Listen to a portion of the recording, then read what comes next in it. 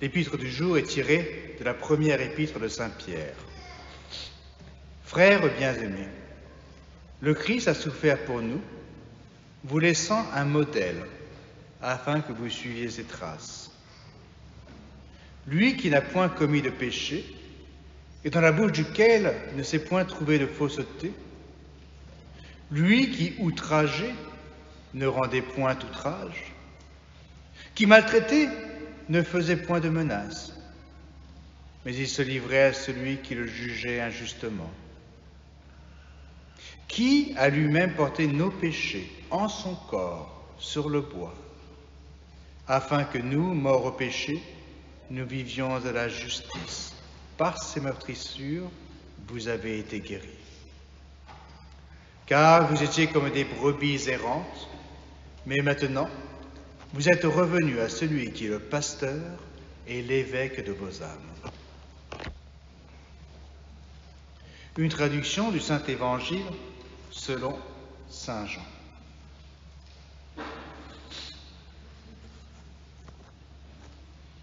En ce temps-là, Jésus dit aux pharisiens, « Je suis le bon pasteur. Le bon pasteur donne sa vie pour ses brebis. Mais le mercenaire, celui qui n'est pas pasteur, à qui les brebis n'appartiennent pas, ne voit pas plutôt venir le loup qu'il abandonne les brebis et qu'il s'enfuit. Et le loup les ravit et disperse le troupeau. Or, le mercenaire s'enfuit parce qu'il est mercenaire et qu'il ne se met point en peine des brebis. Pour moi, je suis le bon pasteur. Je connais mes brebis et mes brebis me connaissent. Comme mon Père me connaît et comme je connais mon Père, et je donne ma vie pour mes brebis. J'ai encore d'autres brebis qui ne sont pas de cette bergerie. Il faut que je les amène aussi. Elles écouteront ma voix. Et alors, il n'y aura qu'une bergerie et qu'un pasteur. Au nom du Père et du Fils et du Saint-Esprit, ainsi soit-il. Je connais mes brebis et mes brebis me connaissent. Ce sont là des paroles que nous connaissons bien. On imagine immédiatement la figure du bon pasteur, fort sympathique, portant un agneau tout mignon sur ses épaules. Mais ce bon pasteur va mourir pour ses brebis. Ce bon pasteur donne sa vie pour elles. En réalité, seul notre Seigneur peut dire en toute vérité ces mots. Je connais mes brebis. Tous les autres, nous les autres pasteurs, on ne le dira que de façon imparfaite. Lui seul, le vrai Dieu, le vrai homme, nous connaît. Il nous connaît. Il nous aime, en dépit de tous nos péchés. Ces péchés qu'il a vus en toute leur misère. Ces péchés dont il a payé le prix, au prix de son propre sang. Il nous connaît. Oui, il nous connaît, et même mieux que nous nous connaissons nous-mêmes. Il voit notre bonne volonté. Il voit nos petits succès. Il voit nos erreurs, notre sagesse et notre ignorance. Notre désir de bien faire parfois, mais aussi nos lâchetés, nos égarements, les bons exemples que nous offrons les uns aux autres. Oui, il nous connaît parce qu'on ne le connaît que par le cœur et parce qu'il nous aime. Chacun d'entre nous, d'une manière toute personnelle, spéciale. Il nous aime tant qu'il veut que nous soyons à ses côtés pour l'éternité tout entière. Je connais mes brebis. Vous, tous ici présents, je vous connais. Mais mes bien chères âmes, peut-on en dire autant? Peut-il même, lui-même, affirmer que ses brebis le connaissent? Saint Jean, en son prologue, que l'on lit à la fin de la messe, nous dit le contraire. Il est venu chez les siens et les siens ne l'ont pas connu. Il dira même à Sainte Marguerite Marie, « Voici ce cœur qui a tant aimé les hommes et qui était aimé si peu en retour. Ils ne m'ont pas connu. » Et combien furent-ils à le comprendre, à le connaître, durant son séjour parmi nous? Souvenez-vous, ils n'étaient pas très nombreux au pied de la croix. Et pourtant, et c'est rassurant de le constater, oui, ils étaient une multitude lors du sermon de la montagne. Ils le suivaient partout. Ils étaient foule pour l'acclamer aux portes de Jérusalem la veille de sa passion. Et pourrions-nous compter le nombre des martyrs, de ceux qui payèrent de leur sang pour témoigner de leur foi au Dieu incarné? L'expansion du christianisme aux confins de la terre et en un temps record est simplement miraculeuse. Mes brebis me connaissent, partout, en tout lieu. En tout cas, elles en ont toutes, sans exception, la possibilité. Il y a même une certaine science infuse qui est donnée à toute âme de bonne volonté. Dieu se fait connaître d'une manière spéciale. C'est la foi qui cherche l'intelligence, dit saint Anselme. La foi vient à nous, mais nous y mettons bien souvent obstacle. Mes brebis me connaissent. Qui de nos jours, dirons-nous, ne connaît pas, à tout le moins, le nom de Jésus? Il faudrait être bien isolé, éloigné de toute culture élémentaire pour n'en rien savoir du tout. Et c'est pourtant possible. Mes brebis me connaissent, certes, mais que connaissent-elles de lui? Les ennemis de l'Église et du christianisme se sont fait un plaisir, une joie de moquer son saint nom, de le ridiculiser, de le vilipender. Ils le firent même de son vivant en s'attaquant directement à lui. Peine perdue, car il est le saint par excellence. Mais ils le font encore à travers de ses ministres, qui parfois le représentent bien mal. Oh, ne nous trompons pas. Au nombre des prêtres et de la grande multitude des prêtres, évêques, beaucoup sont des saints. Mais la vertu par nature se cache, tandis que le vice s'étale. Alors, que connaissent nos contemporains au sujet de Dieu lui-même? Pas grand-chose. Et que dire de son incarnation? Et s'ils ne savent pas, comment peuvent-ils savoir de leur devoir de religion? Voyez-vous, les bons pasteurs, que sont les évêques, les cardinaux, les prêtres, allons plus loin, les pères et les mères de famille, et en toute justice, tout âme baptisée, nous sommes tous appelés à être des bons pasteurs. Eh bien, tous faillirent et faillissent à leur devoir de paître le troupeau.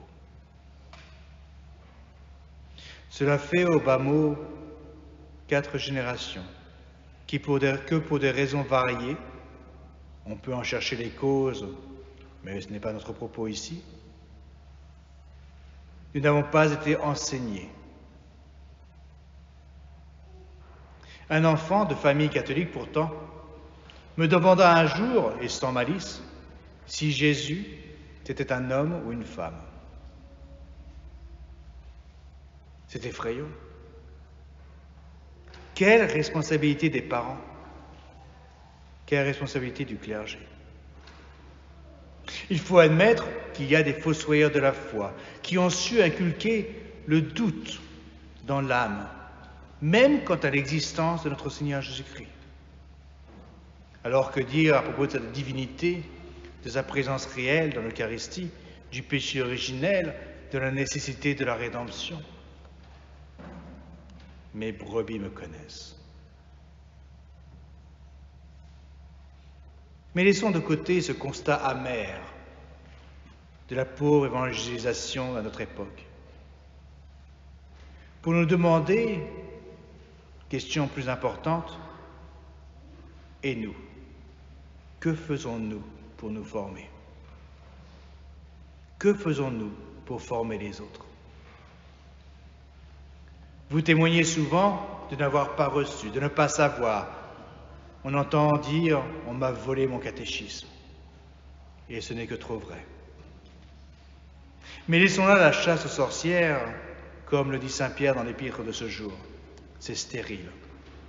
Ce qui nous importe maintenant, c'est de nous former, d'apprendre, de rattraper le temps perdu.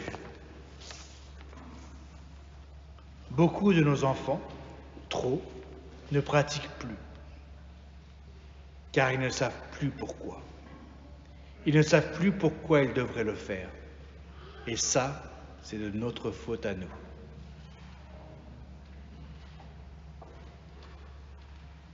Mes brebis me connaissent.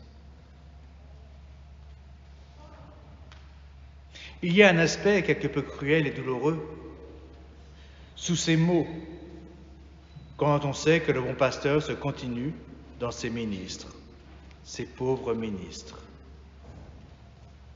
Mes brebis me connaissent. Oui, vous connaissez vos prêtres. Vous les scrutez, les regardez. Et combien de fois, en visitant les familles, ou les confrères, les autres prêtres, n'entendons-nous pas de nombreuses complaintes à propos de tel ou tel pasteur, évêque ou plus, des cancans, des faits réels ou non, vérifiés ou pas, des médisances ou des calomnies, qu'importe. Et n'allons-nous pas nous encombrer de dire du bien? Ce n'est pas intéressant. Et oui, bien sûr, vous avez raison. Cela est tristement évident. Nous, les prêtres, et moi le premier, nous prêtons le flanc aux critiques. Nous sommes très loin d'avoir atteint la perfection, que pourtant nous la recherchons. Plus encore, nous, les bons pasteurs, avons parfois blessé nos fidèles. Jamais volontairement, je l'espère, mais souvent par négligence ou manque de zèle. Alors, on mérite trop souvent ces critiques. Et je vous engage, mes chers amis, mes chères âmes, à garder les yeux grands ouverts. Il y a beaucoup de loups déguisés en pasteurs, au point que cela a fait peur. Mais je vous y engage encore plus. Soyez très prudents sur la manière et quant à la sagesse ou à l'opportunité de parler trop haut et trop vite. Mettre à bas l'autorité supérieure, c'est facile, mais c'est du fait même. Mettre à battre la vôtre autorité. Détruire votre autorité même. C'est préparer vos enfants à vous désobéir, à vous mépriser aussi. Car vous non plus, vous n'êtes pas parfaits. Et puis, que le démon ait su prendre en ses filets des ministres divins, cela est bien triste. Mais est-il vraiment de notre devoir de faire au diable de la publicité? Mes brebis me connaissent, c'est vrai. Mais c'est aussi vrai, le pasteur peut dire « et moi je connais mes brebis ». Il est amusant de constater que les brebis qui sont les plus critiques de leur pasteur ne sont pas toujours celles qui sont les plus saintes. Bien au contraire. Et que par un effet assez drôle de la Providence, ces mêmes brebis critiques n'ont pas hésité à se tourner vers les pasteurs pour que leurs péchés soient pardonnés. Dans le genre de venir au confessionnal et de dire « Pardonnez-moi mon Père, car moi, soyez-en sûrs, je ne vous pardonnerai pas. » Alors, mes bien chères âmes, en ce dimanche du bon pasteur, je vous invite à bien prier pour vos prêtres. Beaucoup trop se sont perdus et c'est notre faute. Nous n'avons pas assez prié pour eux. Nous ne prions pas assez pour le prêtre, tout en leur demandant toujours plus. Que grâce à vous, grâce à la manière à laquelle vous parlez du prêtre en général, et en particulier parce qu'il y a de grands modèles, vos enfants aient une haute idée du prêtre. Priez, priez, faites tout ce qui est en votre pouvoir pour aider à la formation des prêtres. C'est un devoir important.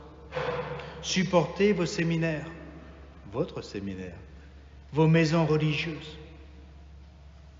Vous savez que le curé d'Ars a prédit que si le monde ne se convertissait pas, le manque de prêtres en serait le châtiment premier, le châtiment le plus terrible. Je connais mes brebis et mes brebis me connaissent. Alors, apprenons à connaître et donc à aimer notre Seigneur toujours plus. Apprenons à le faire connaître, enseignons. À le faire connaître sa présence continuée dans le temps, sur terre, à travers ses prêtres et dans la Sainte Eucharistie. Ô mon Jésus, envoyez-nous des prêtres, envoyez-nous de saints prêtres, envoyez-nous beaucoup de saints prêtres et des vocations religieuses, ainsi soit-il. Au nom du Père et du Fils et du Saint-Esprit, ainsi soit-il.